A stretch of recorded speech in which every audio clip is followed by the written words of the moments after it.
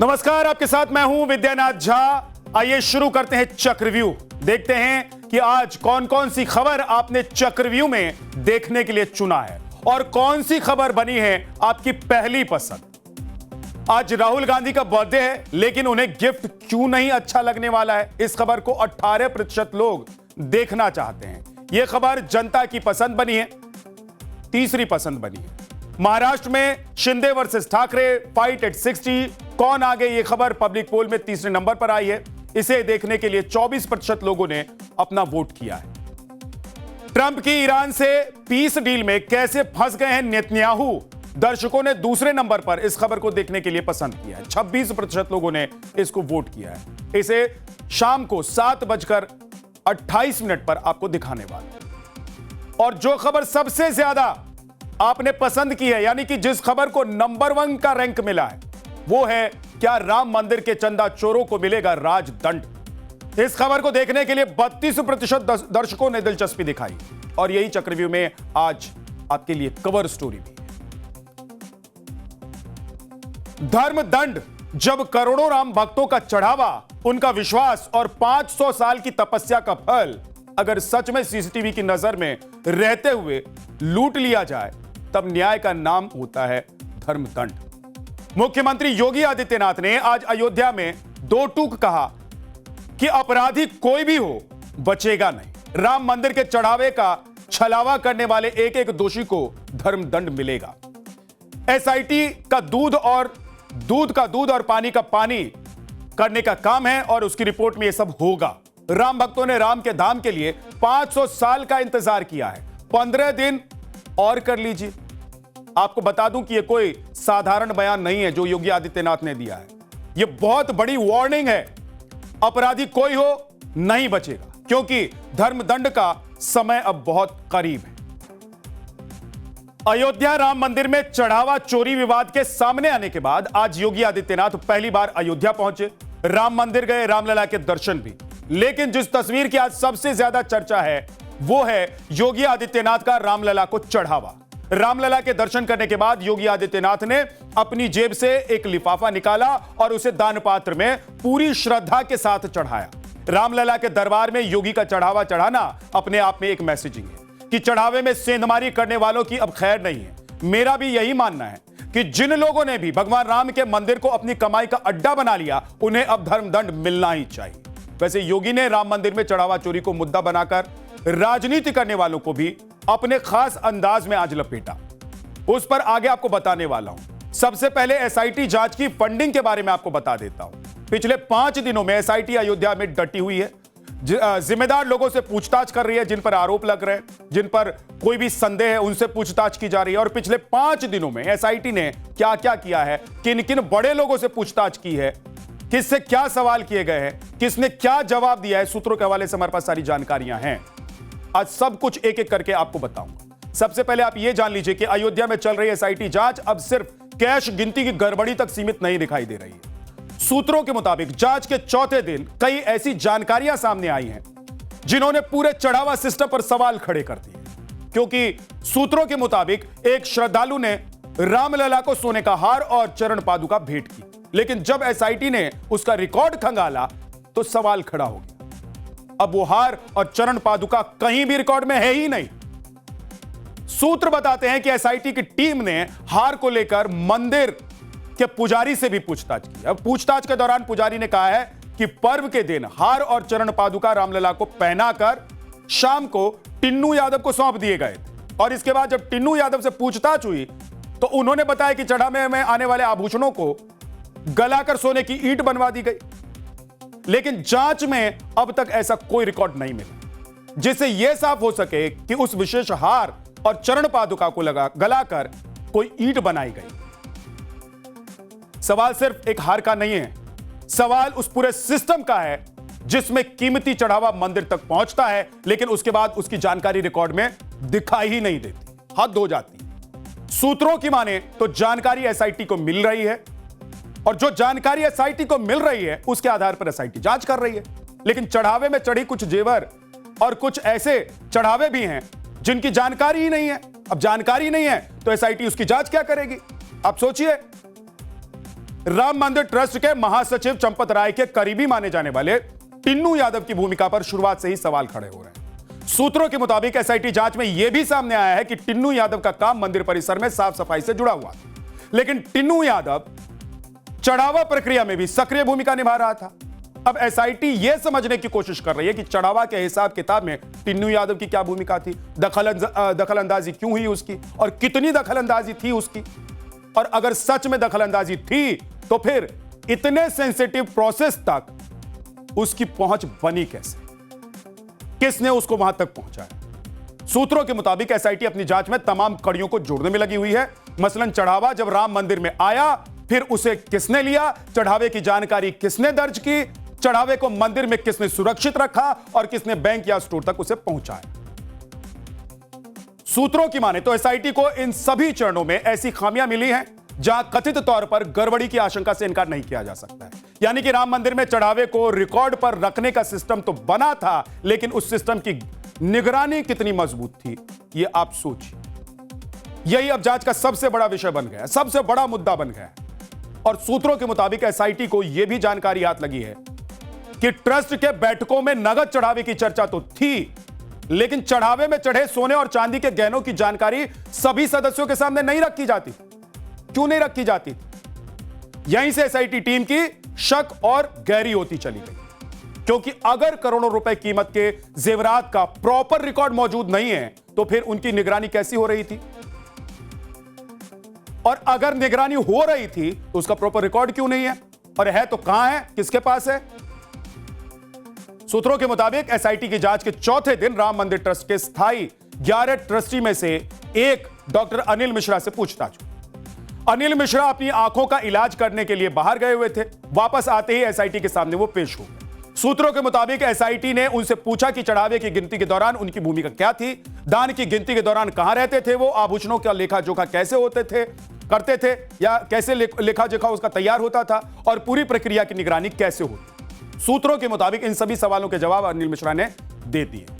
आगे बढ़ने से पहले डॉक्टर अनिल मिश्रा के रोल को भी आपको बता देता हूं। राम मंदिर ट्रस्ट के ट्रेजरर गोविंद देव गिरी महाराज हैं। गोविंद देव गिरी महाराज के अयोध्या में न रहने के चलते राम मंदिर के रोजाना के लेन देन और प्रशासनिक कार्यों की देखरेख में अनिल मिश्रा की बड़ी भूमिका रहती है। अनिल मिश्रा मंदिर में नगद चढ़ावे की गिनती और बैंक में जमा कराने की प्रक्रिया के मुख्य प्रभारियों में शामिल हैं। आपको यह भी बता देता हूं और याद दिला देता हूं कि इन्हीं अनिल मिश्रा ने 22 जनवरी 2024 को वे रामलला के प्राण प्रतिष्ठा समारोह के पहले के अनुष्ठान में प्रधान यजमान की भूमिका भी निभाई थी। आपको याद होगा, बहुत चर्चा में रहे थे उस वक्त ये।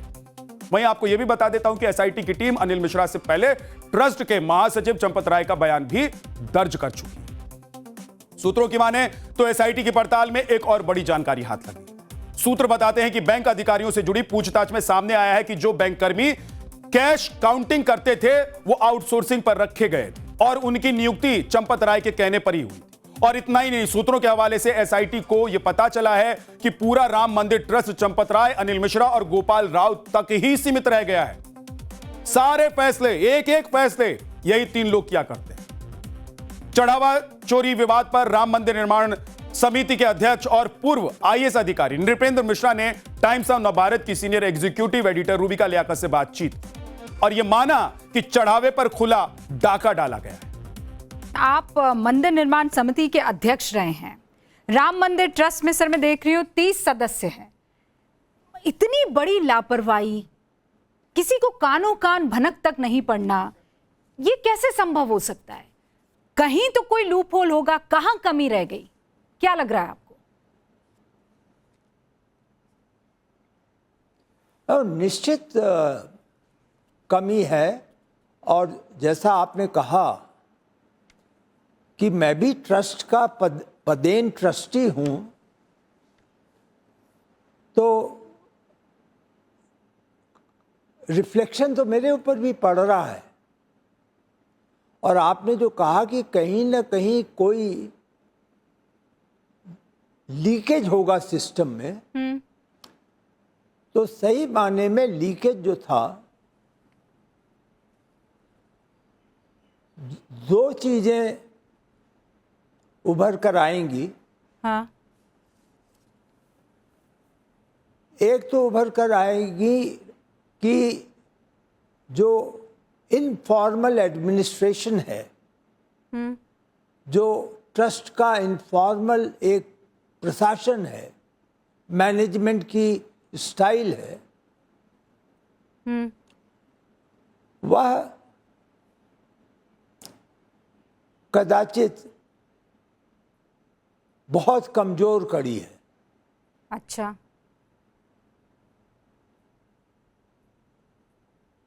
उसमें इस स्टाइल में विश्वास, एथिक्स पर विश्वास ज्यादा होता है, निगरानी कम होती है। तो अगर हम कर्मचारी पे, वो भी अनौपचारिक है, फॉर्मल नहीं है, कोई फॉर्मल उसको आदेश नहीं है, और वो कार्य कर रहा है, अकाउंटेबिलिटी स्पष्ट नहीं है, कार्य वितरण स्पष्ट नहीं है, और दूसरी तरफ उस पर निगरानी भी नहीं है, और उसे ये जानकारी है कि कोई निगरानी नहीं है, तो ऐसा सिस्टम तो एक आइडियल, यानी प्लेटो का एक आइडियल स्टेट हो, शायद वहां हो सकता है। जो नाम आ रहे हैं, चंपत राय जी पर बड़े सारे आरोप लग रहे हैं, विपक्ष उनको कटघरे में खड़ा कर रहा है, उनकी निगरानी में, उनकी देखरेख में ये सब होना था। देखिए, चंपत राय जी जनरल सेक्रेटरी हैं, और क्योंकि वह जनरल सेक्रेटरी हैं ट्रस्ट के, और ट्रस्ट की जो मेंबरशिप है वह इस प्रकार की है गठित, आप अगर थोड़ा सा देखेंगी ट्रस्ट के कौन कौन लोग मेंबर हैं और वो कहाँ कहाँ रहते हैं, हाँ। तो अपने से यह स्पष्ट हो जाएगा कि जनरल सेक्रेटरी पे बहुत बड़ा कार्यभार था। तो एक तरफ तो एक तरीके से आप सोचें तो एक सिंगल पॉइंट पे सारा कार्यभार था। दूसरी तरफ जहां तक चंपत राय जी के व्यक्तित्व का संबंध है, हाँ। मैं जिम्मेदारी के साथ कर सकता हूं कि वह, उनका संस्कार जो उन्होंने जीवन काल बिताया है, हाँ, पिछले 36-37 साल के, और जिस संगठन से वो आते हैं, तो वह व्यक्तित्व अपने में निष्ठावान तो एक प्रारंभिक शब्द है। पर नृपेंद्र जी, उनके ड्राइवर पर आरोप लग रहे हैं। उनका जीवन बहुत सादा है, हाँ, सादगी जीवन है। लेकिन उनके ड्राइवर पर आरोप लग रहे हैं नृपेंद्र जी कि उन्होंने बहुत बड़ा गबन किया है। आपने बहुत सही कहा, यही तो विश्वास है, यही तो कमी हो गई।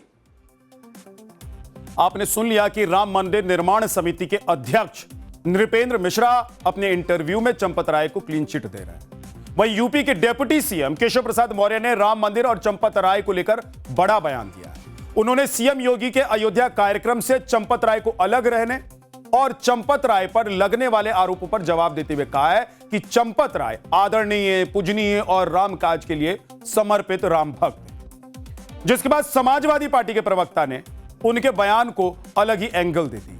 सुनिए। चंपत राय जी बहुत आदरणीय और बहुत ही पूज्य और ऐसे राम भक्त हैं जो राम काज के लिए पूरी तरह से समर्पित है, और हम सब जानते हैं कि उनका बहुत ही आदरणीय योगदान है। योगी जी के जो अधिकारी हैं उन्होंने उनसे कहा है कि आप मुख्यमंत्री के कार्यक्रम से दूर रहिए। तो ये देखना पड़ेगा, या केशव मौर्य को खुद सोचना पड़ेगा वो सरकार के साथ खड़े हैं या चंपत राय के साथ खड़े हैं। हो सकता है चढ़ावा का कुछ पैसा केशव मौर्य के पास भी जाता रहा हो, इसलिए उन्हें बुरा लग रहा है, वो उन्हें आदरणीय कह रहे हैं। यहाँ राम भक्त इस बात को लेके परेशान है कि इन पापियों का साथ ऐसे लोग दे रहे हैं जिनका खुद कोई स्टैंड नहीं है। यानी एक तरफ एसआईटी की जांच चल रही है, वहीं दूसरी तरफ नेता है जो अपनी सियासी नफा नुकसान को देखते हुए बयानबाजी कर रहे हैं। ऐसे लोगों को भी आज योगी आदित्यनाथ ने आईना दिखाया। सुनिए एक बार। जो कांग्रेस अयोध्या में भगवान राम का मंदिर न बनने पाए इसके लिए एड़ी चोटी लगाई थी, इसने पूरी ताकत लगा दी थी और इसने माननीय उच्चतम न्यायालय में शपथ दिया था बड़ी बेशर्मी के साथ में कि राम तो हुए ही नहीं। जिसने आपके सामने स्वयं पहचान का संकट खड़ा किया था वह कांग्रेस आज अयोध्या पे बड़ी मचल रही है। और समाजवादी पार्टी देखो तो इनका दोहरे चरित्र को, कहती राम भक्तों का अपमान हुआ, राम भक्तों पर, कार सेवकों पर गोली चलाने और जय श्री राम बोलने पर लाठी भांजने वाले लोग आज उपदेश देने चले हैं।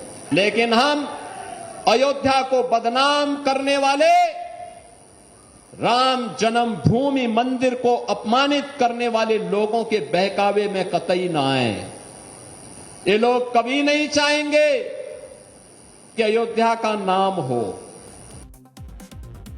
योगी आदित्यनाथ सत्ता में आने, मुख्यमंत्री बनने के बाद पहले दिन से राम मंदिर की पूरी योजना, अयोध्या की पूरी योजना, वहां की तस्वीर कैसे बदलनी है, इस सब पर ध्यान रख रहे हैं, मॉनिटरिंग करते रहते हैं। उन्होंने न जाने कितनी बार अयोध्या का दौरा कर लिया और राम मंदिर बनने तक तो ऐसा लगता था कि हर हफ्ते या हर 15 दिन में एक बार वो जरूर जाते थे। और इसीलिए आज आप राम मंदिर, रामलला के चढ़ावे को लेकर सवाल उठ रहा है तो उन्होंने 15 दिन का वक्त मांगा है, कहा है कि 15 दिन दे दीजिए। आगे बढ़ते हैं, अगली खबर। आज दो बर्थडे हैं, एक नेता का और एक पार्टी का, एक शिवसेना का और दूसरा राहुल गांधी। लेकिन बर्थडे पर खुशियों से ज्यादा सवालों का घेरा है। आज जन्मदिन है शिवसेना का, जिसका गठन 19 जून 1966 को हुआ था। लेकिन आज इसके 2 टुकड़े हो चुके हैं। असली शिवसेना बाल ठाकरे के करीबी रहे, आनंद दीघे के सियासी चेले एकनाथ शिंदे के पास है, जो महाराष्ट्र के उप मुख्यमंत्री भी हैं। लेकिन बाल ठाकरे के बेटे का मानना है कि असली शिवसेना तो वही है जिसको वो चला रहे हैं, शिवसेना उद्धव बाला साहेब ठाकरे। 60 साल शिवसेना को हो गए। ये बहुत लंबा सफ़र है और बहुत ही संघर्षपूर्ण सफ़र है। हर मोड़ पर हमें संघर्ष करना पड़ा है, चाहे हिंदू हृदय सम्राट बाला साहेब ठाकरे हो, चाहे उद्धव ठाकरे जी हो, हम सब हो। और हमने हमेशा संघर्ष करते करते यहाँ तक हम पहुँचे हैं। कितने बार हमारे पीठ पर घाव हमने झेले हैं, आगे से कोई घाव नहीं करेगा, हिम्मत नहीं हो गई। जो घाव हुए हमारे पीठ पर हो गए, कल तक हो रहे हैं, आगे भी हो गए, लेकिन हम आगे जाएंगे। यह स्थापना दिवस शिवसेना के दोनों दावेदारों के बीच शक्ति प्रदर्शन का कारण भी बन गया। जहां शिंदे गुट की शिवसेना की स्थापना दिवस का जलसा मुंबई में गोरेगांव के नेस्को ग्राउंड में हो रहा है, वहीं पर उद्धव ठाकरे के शिवसेना का कार्यक्रम सायन के षणमुखानंद हॉल में है। वैसे तो दोनों ही अपने दल की स्थापना को 19 जून को मानते हैं और इस लिहाज से आज का दिन काफी अहम रहा है। एकनाथ शिंदे के हाथों में ही असली शिवसेना की कमान है, तीर कमान भी उन्हीं के पास है और मुंबई की सड़कों पर अलग अलग जगह पर लगे पोस्टर्स भी ये साफ दिखा भी रहे हैं कि वो खुद को बाला साहेब ठाकरे का असली राजनीतिक वारिस बताने का कोई मौका चूकना नहीं चाहते। और इसीलिए पोस्टर्स में प्रभावशाली उपस्थिति या तो बाल ठाकरे की है या फिर एकनाथ शिंदे की। इन पोस्टर्स के जरिए उद्धव ठाकरे को भी यह संदेश देने की कोशिश हुई है कि अपनी बची कुची राजनीतिक पूंजी को बचा सकते हैं तो बचा लें, वही काफी है। आने वाले थे वो आगे, उनका सम्मान रहेगा शिवसेना में। और टाइगर ऑपरेशन करने की कोई ज़रूरत नहीं है। महाराष्ट्र राज्य के जो उप मुख्यमंत्री है एकनाथ शिंदे साहब, उनका नेतृत्व जो है वो सर्वमान्य है और उनके बारे में बहुत अट्रैक्शन है बाकी के लोगों को, तो वो सब हमारे पास आ रहे हैं। 19 जून 1966 को जब बाल ठाकरे ने शिवसेना का गठन किया तो उस समय महाराष्ट्र में कांग्रेस की तूती बोला करती और कांग्रेस के जवाब में समाजवादी खेमे का बोलबाला हुआ करता था। ऐसे में अपनी एक अलग राजनीतिक हस्ती खड़ी करना कोई मामूली बात या मामूली काम नहीं था। लेकिन ठाकरे ने न सिर्फ शिवसेना को एक पहचान दिलाई बल्कि 3 दशक के भीतर शिवसेना का मुख्यमंत्री महाराष्ट्र पर राज भी करने लग गया। लेकिन इसके 3 दशक बाद आज आलम यह है कि बाल ठाकरे के बेटे ही शिवसेना के नाम और तीर कमान से वंचित हैं, क्योंकि शिवसैनिकों ने एकनाथ शिंदे को बाल ठाकरे का असली सियासी वारिस मान लिया। उस पर 60वें स्थापना दिवस के मौके पर एकनाथ शिंदे को उद्धव खेमे के 6 सांसदों का जो गिफ्ट मिला है, उसके बाद उनकी स्थिति और मजबूत हो गई। अगर ठाकरे के 6 सांसदों का बकायदा एकनाथ शिंदे वाली शिवसेना में विलय हो जाता है तो शिवसेना के लोकसभा सांसदों की संख्या 7 से बढ़कर 13 हो जाएगी और इससे महाराष्ट्र में शिंदे की पार्टी लोकसभा सांसदों के हिसाब से नंबर 1 भी हो जाएगी, क्योंकि बीजेपी के पास राज्य से 9 सांसद ही जीते हैं। साफ है कि सिर्फ मुंबई ही नहीं बल्कि दिल्ली दरबार तक शिवसेना का दबदबा बढ़ेगा। अभी तो मोदी सरकार में शिवसेना के एक ही मंत्री हैं, लेकिन बढ़ते प्रभाव और दबाव से मंत्रिमंडल विस्तार में उसका शेयर बढ़ सकता है। हालांकि शिवसेना और शिवसेना यूबीटी की लड़ाई से बीजेपी साफ साफ किनारा कर रही है। तो हमको संबंध ही नहीं जी, it is between Shiv Sena and UBT Shiv Sena, इसमें बीजेपी का संबंध क्या है? तो ये महाराष्ट्र के उधर जो उद्धव जी का और माननीय शिंदे जी का, माननीय उद्धव जी का जो है वो तो पुराना है, वो तो चल रहा है। हमको बीजेपी को क्यों प्रश्न पूछते हो? महाराष्ट्र में शिंदे साहब को और इनको पूछो, उद्धव जी को, हमको क्या पूछते हैं आप? हालांकि आज शिंदे के साथ मंच पर ठाकरे के बागी सांसद नहीं गए। इसकी वजह यह बताई गई कि जब तक बागी सांसदों के विलय को स्पीकर से मान्यता नहीं मिल जाती है, उससे पहले दूसरे दल के मंच पर जाने से वो सांसद सदस्यता और योग्यता खो सकते हैं। दरअसल सारा खेल ताकत का है, ताकत है और सत्ता के इस खेल में उद्धव ठाकरे की पार्टी बहुत पिछड़ गई है, ऐसा दिखाई भी दे रहा है। अब ठाकरे की पार्टी छोड़ने वाले सांसदों ने उद्धव ठाकरे पर परिवारवाद का भी आरोप लगा दिया, लेकिन परिवारवाद का भूत तो शिंदे की पार्टी में भी पीछा नहीं छोड़ने वाला है। अगर उद्धव ठाकरे के बेटे आदित्य ठाकरे वंशवाद के प्रतीक हैं, तो यही बात एकनाथ शिंदे के बेटे श्रीकांत शिंदे पर लागू नहीं होता है क्या? नेस्को हॉल में जो बड़े बड़े पोस्टर लगे थे, उसमें बाल ठाकरे और आनंद दीघे की तस्वीर तो थी। इसके अलावा अगर दूसरी कोई तस्वीर थी तो एक एकनाथ शिंदे की और दूसरी उनके बेटे सांसद श्रीकांत शिंदे की। श्रीकांत के बारे में कहा जाता है कि ठाकरे के 6 सांसदों को तोड़ने में उनकी सबसे बड़ी भूमिका रही। हालांकि ठाकरे की पार्टी आरोप लगा रही है कि असली भूमिका तो पैसे का था। हमारे बाप का नाम बाला साहब ठाकरे है। तुम बोल सकते हो, तुम्हारा बाप का नाम बोल सकते हो? शिवसेना के बाप का नाम बाला साहब ठाकरे है। ये देखिए, छोड़ दीजिए, ये सब बिके हुए लोग हैं। ये पैसे के पीछे वो लोग पागल हो गए हैं। उनको ना कोई निष्ठा है, ना लॉयल्टी है। गांजा पीते हैं, नशा करते हैं और इस प्रकार की बातें करते हैं। और क्या है, आप क्यों ध्यान देते हो? शिवसेना का आज जन्मदिन है और इस जन्मदिन पर क्या हुआ वो मैंने आपको बताया। तो आज राहुल गांधी का भी जन्मदिन। राहुल गांधी 56 साल के हो गए हैं। एक तरफ प्रधानमंत्री नरेंद्र मोदी ने उनकी लंबी आयु और स्वस्थ जीवन की कामना करते हुए बधाई संदेश उनको भेजा, तो दूसरी तरफ कांग्रेस ने धूमधाम से उनका जन्मदिन भी मनाया। वाराणसी में राहुल गांधी को परशुराम अवतार में दिखा दिया गया। उनकी भगवान परशुराम के साथ तस्वीर जैसी तस्वीर, मतलब परशुराम भगवान जैसी तस्वीर उनकी बनाकर दिखाई गई, जिसमें एक हाथ में परसा है और दूसरे में संविधान। लेकिन इस पर राजनीतिक घमासान छिड़ गया है। बीजेपी ने सवाल उठा दिया है कि ये तो भगवान परशुराम का अपमान हो गया है। फिर राहुल गांधी के हिंदू होने पर भी सवाल उठाया गया। जवाब में कांग्रेस भी तर्कों से जवाब देने के लिए मैदान में उतर गई। एक बार सुन लीजिए कि कांग्रेस ने क्या जवाब दिया। भगवान परशुराम को गाली नहीं दे सकता मैं। भगवान परशुराम की तुलना उस आदमी से दिया जाए जिनका अभी तक देश जानता नहीं वो किस धर्म को मानते हैं और क्या करते हैं, किसने दर्शाया मैं नहीं जानता। मोहन भागवत बना करके उनका जो है फोटो लगा करके फिर केक खिलाते तो बीजेपी वाले खुश हो जाते। ये कोई बात होती है? इस देश में अपने नायक को, अपने मन के जो उनके नायक हैं उसके साथ मिलाना जोड़ना, ये होता रहा है। हमने तो आज और भी तस्वीरें देखी लेकिन आप लोग नहीं देख पाए। कुछ जो है राहुल जी को अंबेडकर की तरह भी पेश करते हैं, कुछ लोग जो है उनको बिरसा मुंडा की तरह भी पेश करते हैं, कुछ परशुराम की तरह भी पेश कर रहे हैं। मैं होता तो मैं ज़रूर ये कहता कि भाई राहुल गांधी जी को राहुल गांधी की तरह ही रहने देते हैं। उनकी अपनी व्यक्तिगत पहचान है, उनकी अपनी व्यक्तिगत योग्यता है और उनकी अपनी सामूहिक लड़ाई है, उनकी अपनी योग्यताएं हैं। राहुल गांधी ही रहें तो बेहतर है, ये एक बात है। लेकिन भाजपा 3 में कि 13 में, भाजपा कौन होती है इस पे सवाल पूछने वाले? उसका पेटेंट है परशुराम जी पे कि राम जी पे। ये नाथूराम का फोटो लगाएं। देखिए कि राहुल गांधी विपक्ष के नेता हैं, उनके ऊपर अपनी पार्टी को जिताने की सबसे बड़ी जिम्मेदारी है, लेकिन बर्थडे पर उनको जिस तरीके से राजनीतिक गिफ्ट मिले हैं उससे उनके जन्मदिन का मजा किरकिरा हो गया है। पहले मध्य प्रदेश से राज्यसभा के लिए कांग्रेस उम्मीदवार मीनाक्षी नटराजन का पर्चा खारिज हो गया, जिससे विधायकों की पर्याप्त संख्या रहते हुए भी सीट कांग्रेस के हाथ से निकल गई। वहीं झारखंड में इंडिया ब्लॉक के पास जेएमएम और कांग्रेस के उम्मीदवारों को जिताने के लिए पर्याप्त विधायक थे, 28 के 28, लेकिन कांग्रेस के उम्मीदवार प्रणब झा हार गए। इन दोनों गिफ्ट के साथ तीसरा गिफ्ट ज्यादा खराब हो सकता है, क्योंकि इंडिया ब्लॉक में दरार दिखने लगी। झारखंड में भीतरघात के आरोप के जवाब में आरजेडी और सीपीआई-एमएल ने कांग्रेस को जमकर सुना दिया है। सुनिए। कांग्रेस के लिए वोट भी करो और ऊपर से कांग्रेस के लोग आपके ऊपर आरोप भी लगाएं, ऐसा तो बिल्कुल नहीं हो सकता है किसी गठबंधन में।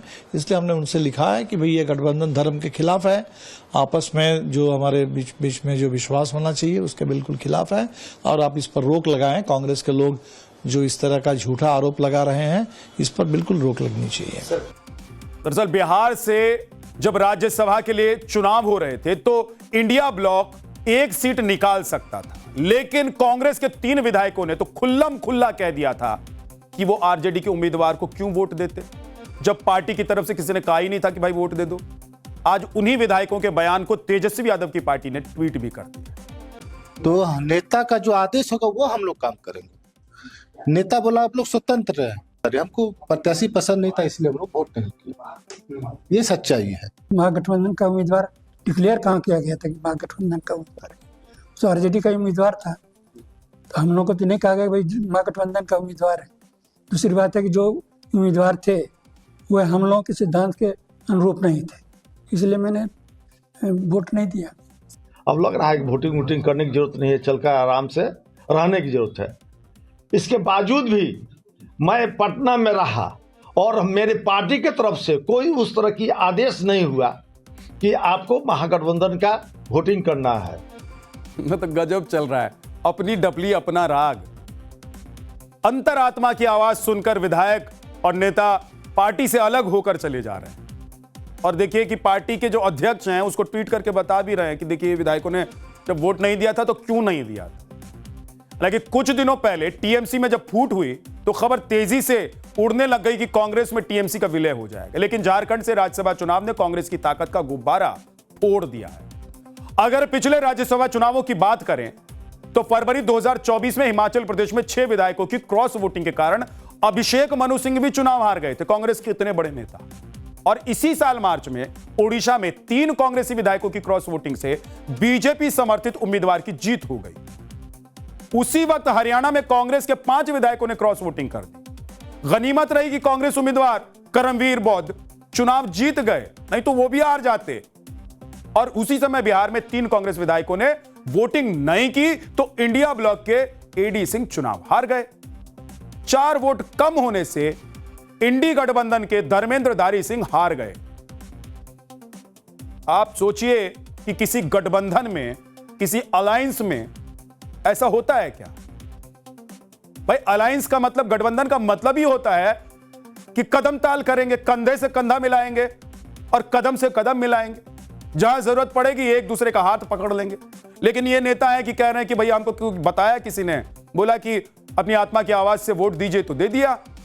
और देखिए कि सेंधमारी कैसे हो रही है, अंदर खाने भीतर घात कैसे हो रहा है। इसीलिए इंडी गठबंधन को लेकर सवाल भी उठ रहा है कि क्या इंडी गठबंधन में सब कुछ ठीक है, दरार तो नहीं पड़ रही है। अगली खबर, 15 साल पहले बॉलीवुड की एक बड़ी ही शानदार फिल्म आई थी, फंस गए रे ओबामा। लेकिन आज ग्लोबल पॉलिटिक्स के थिएटर में जो ब्लॉकबस्टर फिल्म चल रही है उसका टाइटल है फंस गए रे नेतन्याहू। जी हां, इजराइल के प्रधानमंत्री बेंजामिन नेतन्याहू इस वक्त अपने राजनीतिक करियर के सबसे बड़े चक्रव्यूह में फंसे हुए हैं। एक तरफ अमेरिका और ईरान ने सालों की दुश्मनी भुलाकर पीस डील पर दस्तखत कर दिया, तो दूसरी तरफ इजराइल के लेबनान पर लगातार हो रहे हमलों ने अमेरिका को भड़का दिया है। हालात ये हो गए हैं कि डोनाल्ड ट्रंप, जिन्हें इजराइल अपना सबसे बड़ा दोस्त मानता था, उन्होंने G7 के मंच से नेतन्याहू को उनकी हैसियत याद दिला दी। अमेरिका ने साफ कर दिया कि हमारे टैक्स के पैसों से इजराइल जिंदा है और वही इजराइल अब हमारी बातें नहीं सुन रहा है। आप देखिए कि पेरिस, तेहरान, इस्लामाबाद में जब अमेरिका और ईरान के बीच पीस डील पर सिग्नेचर किए जा रहे थे तो इसका साइड इफेक्ट यरूशलेम में दिखाई दे रहा था। डील में तय हुआ था कि 19 जून यानी कि आज स्विट्जरलैंड में दोनों देश इस MOU को जमीन पर उतारने की बात करेंगे, यानी कि मीटिंग करेंगे। अमेरिकी उपराष्ट्रपति JD वेंस का पूरा स्टाफ, व्हाइट हाउस के टॉप ऑफिसर्स पहुंच चुके थे, लेकिन ऐन मौके पर यह दौरा JD वेंस ने रद्द कर दिया। वजह बना इजराइल एक्सियोस की रिपोर्ट, और रिपोर्ट के मुताबिक ईरान की मांग थी कि लेबनान में इजराइल तुरंत युद्ध रोक दे, लेकिन इजराइल ने बमबारी नहीं रोकी और इसी वजह से अमेरिका और ईरान की बातचीत खटाई में पड़ी। अमेरिका अब इसका पूरा जिम्मेदार नेतन्याहू को मान रहा है। डोनाल्ड ट्रंप ने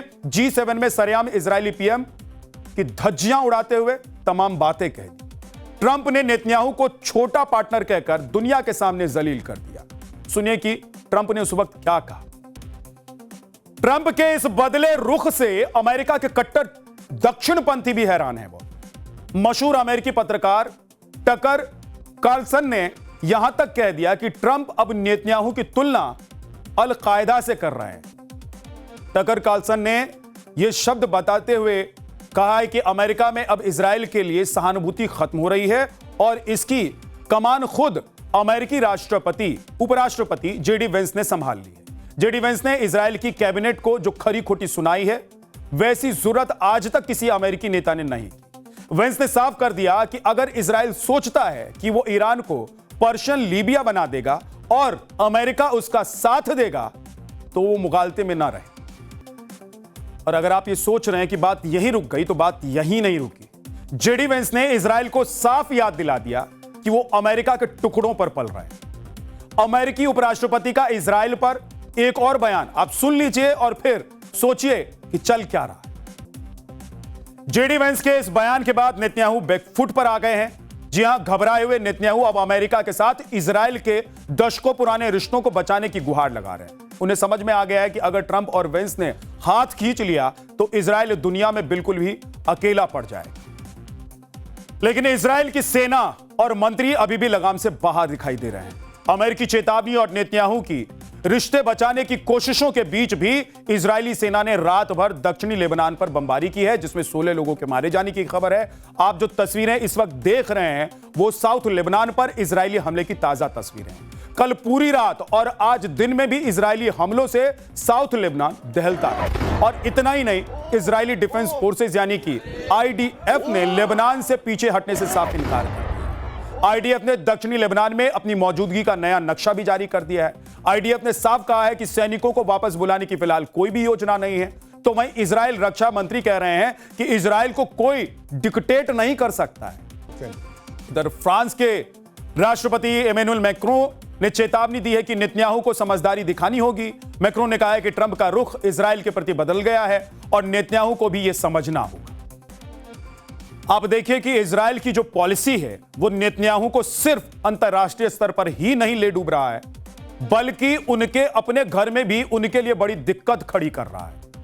इजराइल में यह चुनावी साल है, इलेक्शन होने हैं, नेतन्याहू की कुर्सी पहले ही डगमगा रही है और होस्टेजेस की रिहाई ना होने से जनता सड़कों पर पहले से ही। लेकिन नेतन्याहू के लिए सबसे बड़ा खतरा ईरान या हिजबुल्लाह नहीं है। सबसे बड़ा खतरा खुद इजराइल के अंदर बैठे लाखों अरब नागरिक हैं। इजराइल के ही वित्त मंत्री बेजलेल स्ट्रोमस्ट्रिच ने ऐसा डराने वाला बयान दे दिया है जिसने पूरे इजराइल में खौफ पैदा कर दिया है। घर के अंदर गृह युद्ध और बाहर दुनिया से लड़ाई। सुनिए कि एक पॉडकास्ट में क्या कुछ इजरायली वित्त मंत्री ने कहा है। तो आप देखिए कि ऐसे वक्त में जब ऐसा लग रहा था, दुनिया भर के लोग सोच रहे थे कि अब यह युद्ध खत्म हो गया और इजराइल की वजह से, नेतन्याहू की वजह से जो बैठक होने वाली थी वो बैठक रद्द हो गई। फिर से दुनिया के माथे पर चिंता की लकीर है।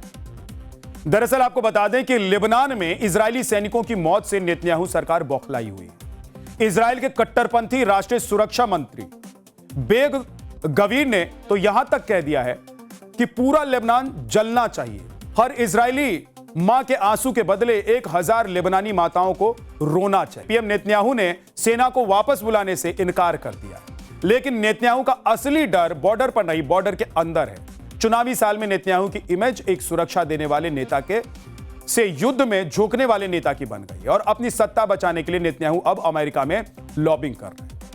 टाइम्स ऑफ इजराइल ने CNN के हवाले से बताया है कि नेतन्याहू मार्क लेविन जैसे दक्षिणपंथी अमेरिकी पत्रकारों का सहारा लेकर ट्रंप पर दबाव बनाने की कोशिश कर रहे हैं। लेविन ने बाकायदा शो करके कहा है कि ईरान को पैसा देना समझ से परे है। नेतन्याहू ने अमेरिकी सीनेटर लिंडसे ग्राहम से भी गुहार लगाई है, लेकिन ग्राहम ने भी पाला बदल लिया और कह दिया कि ईरान के साथ डील अमेरिका के फायदे में। जाहिर है कि ग्लोबल पॉलिटिक्स का पहिया घूम चुका है। कल तक जो अमेरिका इजराइल के लिए यूएन में वीटो करता था, हथियारों के गोदाम खोल दिया करता था, आज वही अमेरिका इजराइल को अपनी औकात याद दिला रहा है। डोनाल्ड ट्रंप और जेडी वेंस की नई अमेरिकी फर्स्ट नीति में अब इजराइल के लिए ब्लैंक चेक खत्म हो गए।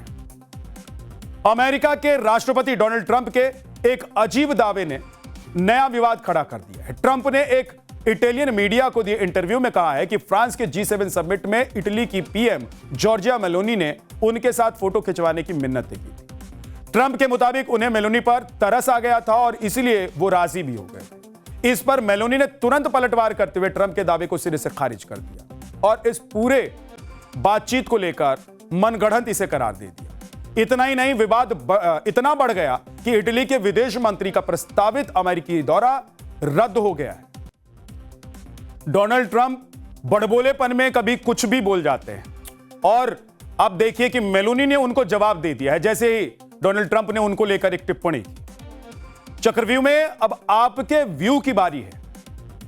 ऋषभ मिश्रा हैं, वो लिखते हैं कि श्री राम जन्मभूमि मंदिर में चढ़ावे के हेरफेर के मामले में मंदिर की समिति को स्थिति स्पष्ट करनी चाहिए और माननीय मुख्यमंत्री और कोर्ट की निगरानी में जांच होनी चाहिए, फिर सनातन बोर्ड का गठन तक कर देना चाहिए, ये वो चाहते हैं। दूसरा जो पब्लिक व्यू है उसमें माधुरी लिखती हैं कि भगवान सब देख रहा है। इसका मतलब यह नहीं है कि हम अपनी आंखें बंद कर दें। आज के समय में भक्तों को भी जागरूक होने की जरूरत है। मंदिर प्रबंधन से हिसाब मांगना भी एक तरह का कर्म और धर्म की रक्षा ही है। तो ये वो लोग हैं जो चक्रव्यूह देखते हैं और अपनी टिप्पणी, अपना राय हमसे साझा करते हैं और जिनको हम पूरे देश से साझा करते हैं। चक्रव्यूह में आज इतना ही। आपसे फिर मुलाकात होगी। नमस्कार।